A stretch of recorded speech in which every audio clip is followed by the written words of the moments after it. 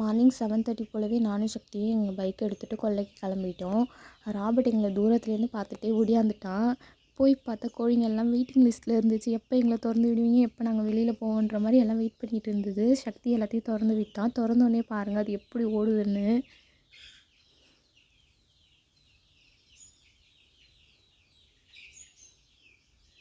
Robert விட்டால் கடிச்சிரும் போல இருக்குது.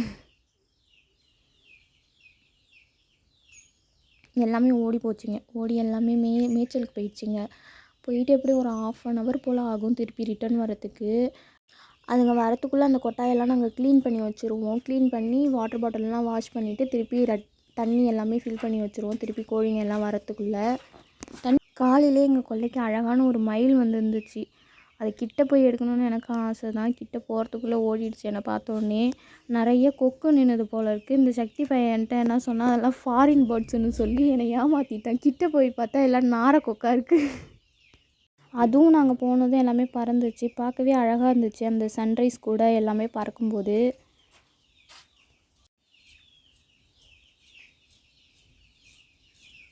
அடித்த மழையில் கேணியெல்லாம் நொம்பிடுச்சு. அதில் அப்படியே காலை நனைச்சி நல்லா ஜில்லுன்னு ரிலாக்ஸாக உட்காந்துட்டு இந்த பக்கம் வந்தால் இந்த ராபர்ட் எங்களுக்கு தெரியாமல் எப்படியோ நுழைஞ்சு வந்துட்டு அந்த கோழியை எப்படியாவது பிடிச்சிடலான்ட்டு ராபர்ட் கிட்டேருந்து இந்த கோழி குஞ்சுங்களெல்லாம் காப்பாற்றிட்டு ஒரே ஒரு கோழி குஞ்சை மட்டும் குனி நடந்துட்டு இருந்துச்சு. அப்புறம் ஒன்று ஒன்றா கவுண்ட் பண்ணி எல்லாத்தையுமே அடைச்சிட்டு வீட்டுக்கு வந்துட்டோம்.